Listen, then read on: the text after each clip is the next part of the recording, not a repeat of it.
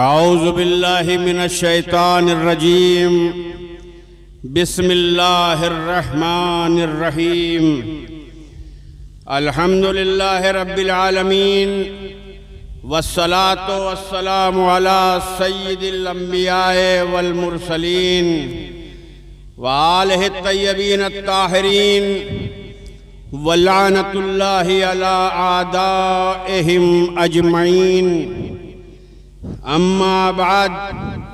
فقد قال رسول اللہ صلی اللہ علیہ وآلہ وسلم بسم اللہ الرحمن الرحیم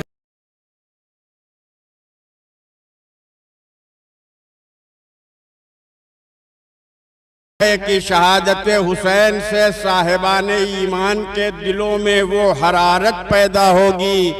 جو کبھی سرد نہ ہوگی۔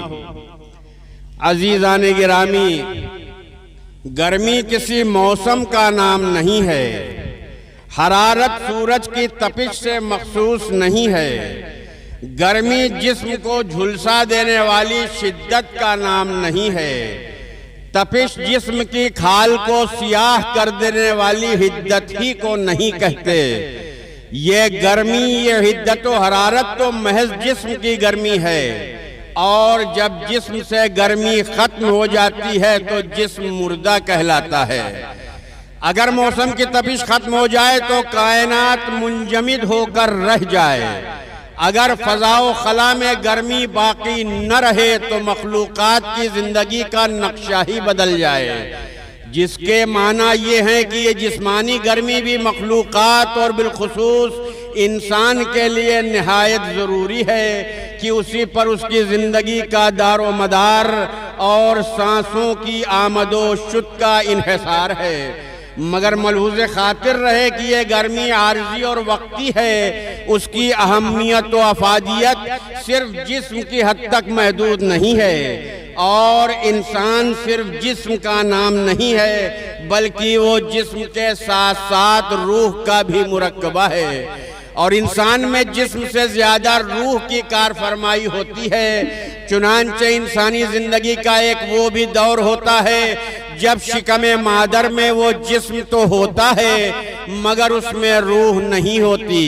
پھر بھی وہ واجب الاحترام ہوتا ہے کہ شریعت نے اس کے قتل کو بھی حرام قرار دیا ہے، مگر جب اس جسم میں روح داخل ہو جاتی ہے تو اس کا احترام اور زیادہ ہو جاتا ہے، کیونکہ اب انسان صرف جسم نہیں رہ جاتا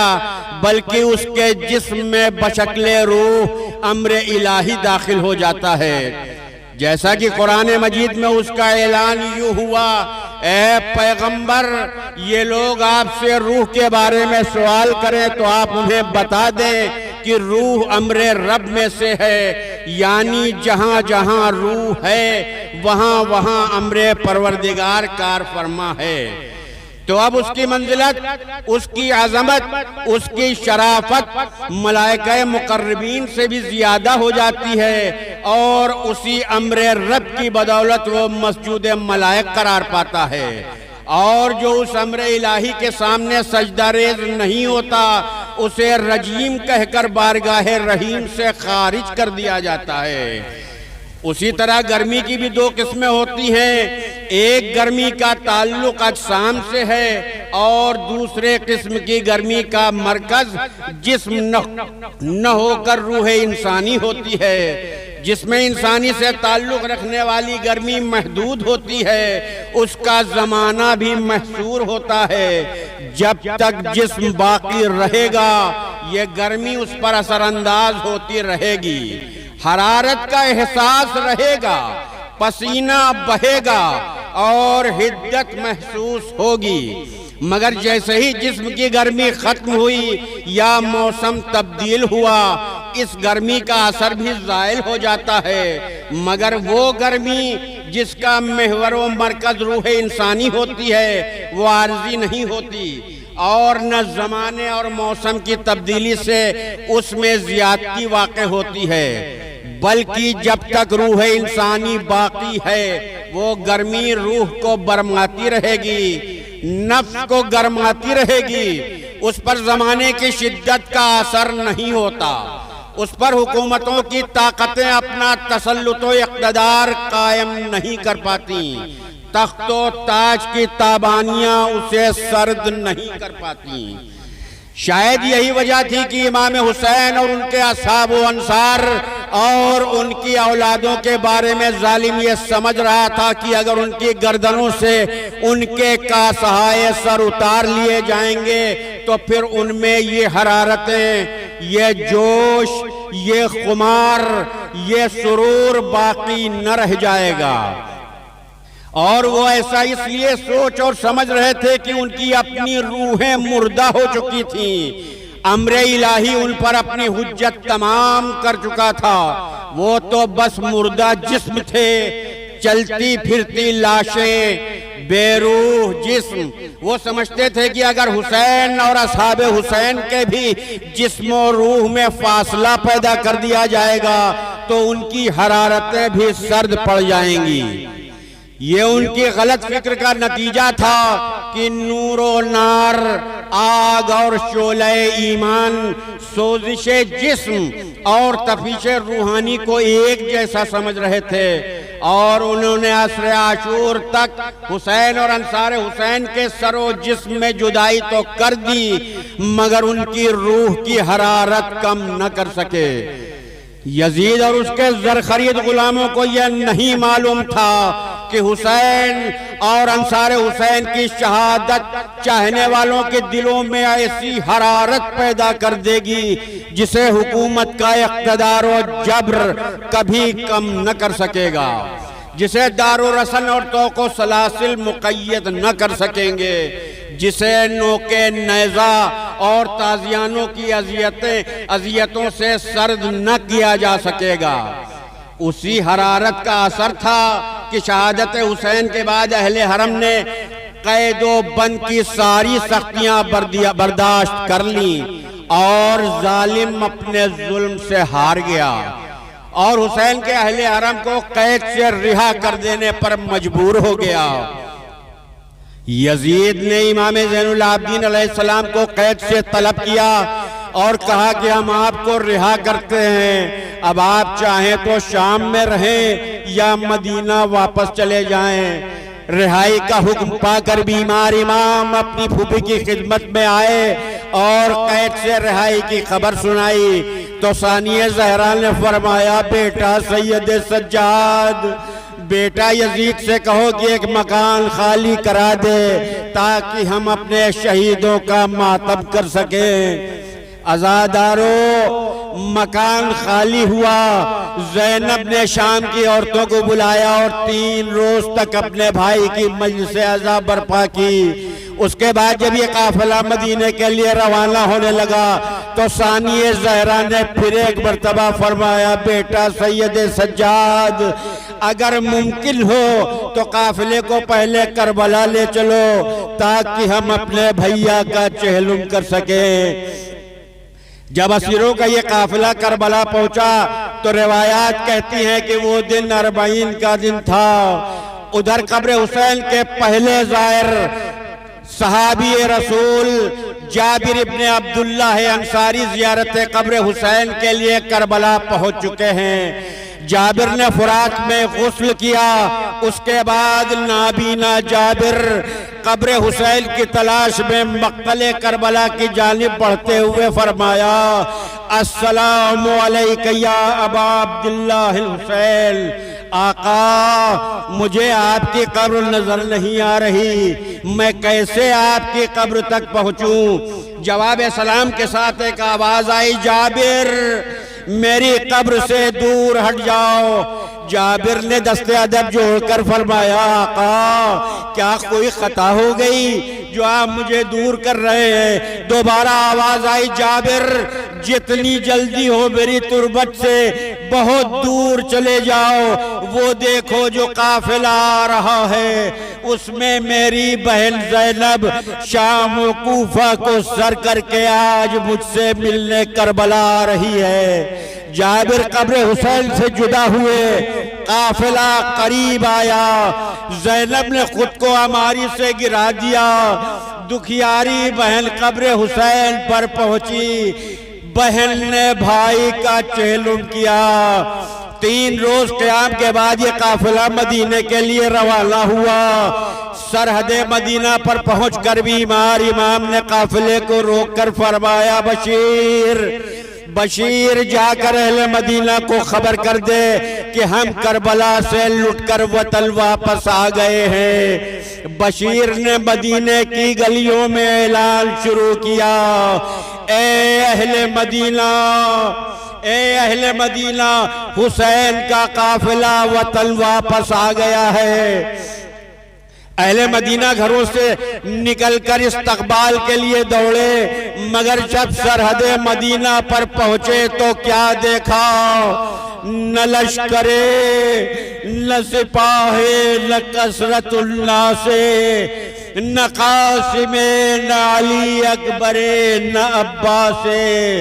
عزادارو، آج 8 ربیع الاول ہے۔ آج ہی کی وہ تاریخ ہے جب ہمارے اور آپ کے زمانے کا امام یتیم ہو رہا ہے۔ آج امام حسن عسکری دنیا سے رخصت ہو رہے ہیں۔ کم سن امام کے اوپر مصائب و آلام کی شدت ہے۔ ایک طرف باپ کا جنازہ، اس کی تجہیز و تکفین، اور دوسری طرف جد بزرگوار کا لٹا ہوا قافلہ مدینے میں داخل ہو رہا ہے۔ عزادارو، زمانے کا امام بھی سرحد مدینہ پر پہنچ چکا ہے۔ آئیے ہم اور آپ بھی مدینے کی سرحد پر پہنچ کر آنے والوں کا استقبال کریں۔ دیکھیے وہ آگے آگے سیاہ پرچم ہے،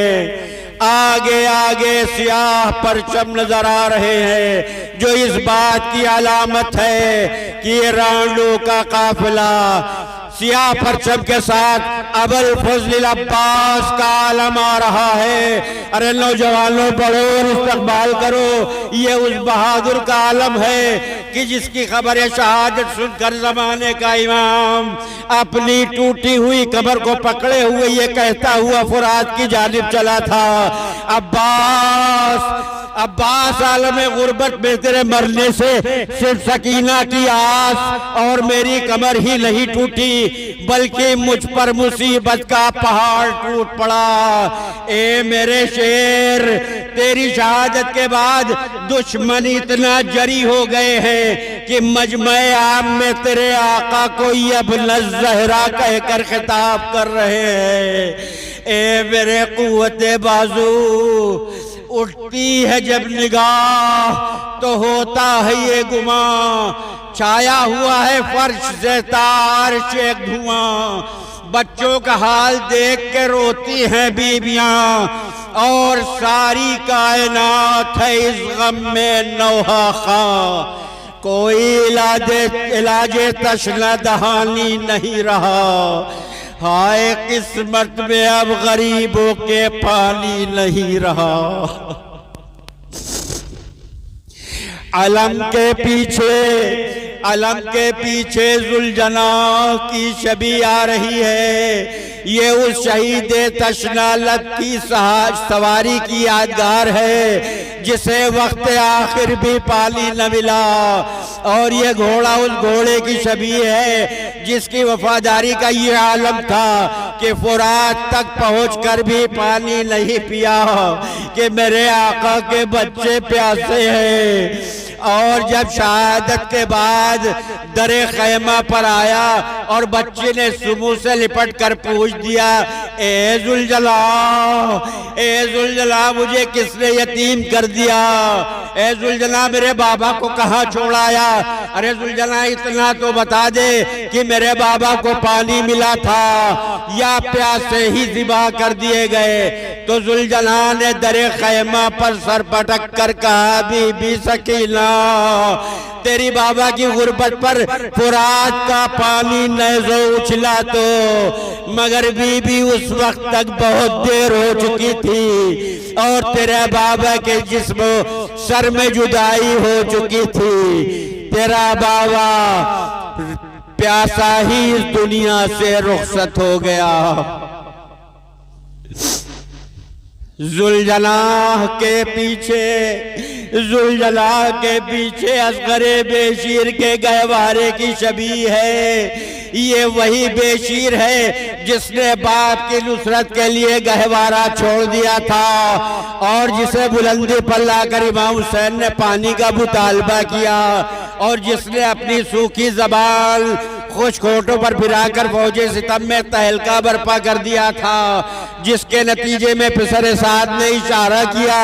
اور ہرملہ نے 3 بال کا تیر چلے کمان میں جوڑ کر گردن بے شیر کو نشانہ بنا دیا، اور بچہ پیاسا دنیا سے رخصت ہو گیا۔ عزیزو، عزادارو، علی اصغر کو پانی نہ ملنا وہ عظیم مرحلہ تھا جب ہمارے اور آپ کے مظلوم امام نے آپ حضرات کو یاد کیا تھا اور فرمایا تھا، اے میرے شیعو، کاش تم عاشور کے دن ہوتے تو دیکھتے کہ میں میدان کربلا میں کس طرح اصغر کے لیے پانی مانگ رہا تھا اور کوئی رحم کھانے والا نہ تھا۔ ماں کو بچے کی پیاس کا اس قدر احساس رہا کہ ساری زندگی پانی کو دیکھ کر اپنے بے شیر کو یاد کرتی رہی، اور اگر کبھی بارش ہو گئی تو اور بے قرار ہو گئی کہ ہائے آج پانی برس رہا ہے، اور کربلا میں تیر برس رہے تھے۔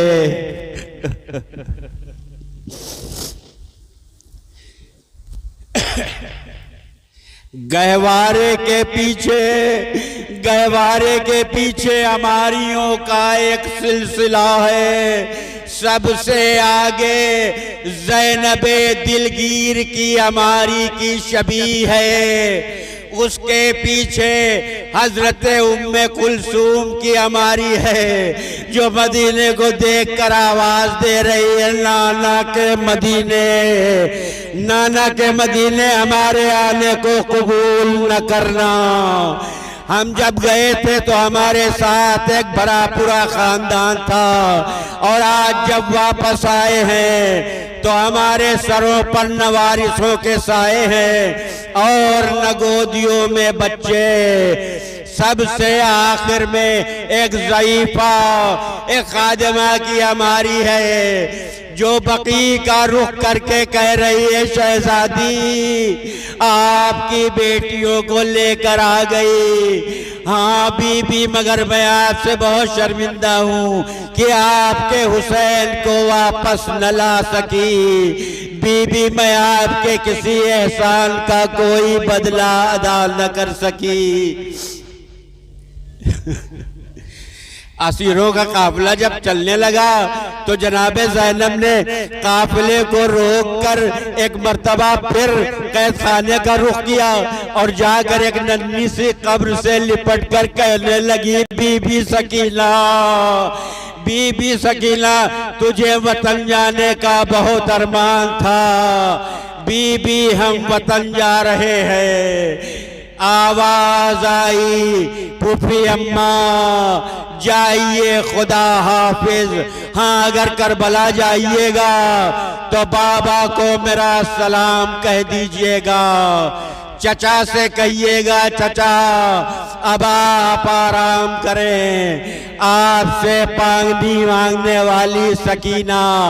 شام کے اندھیرے قید خانے میں سو گئی۔ ہاں میرے بھیا اصغر کی قبر پر جائیے گا تو کہیے گا، بھیا اصغر پریشان نہ ہونا، تیری ہی طرح تیری بہن بھی پیاسی ہی رہی اور آج تک پیاسی ہے۔ عزادارو، آؤ ہم سب مل کر گزارش کریں، سکینہ بی بی تمہارے غلام حاضر ہے،